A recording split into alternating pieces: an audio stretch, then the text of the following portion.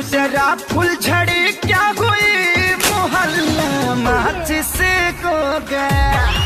हम होई दीवाना गली काच के, अरे आ जाइए पाँच के चल जाइए नाच के।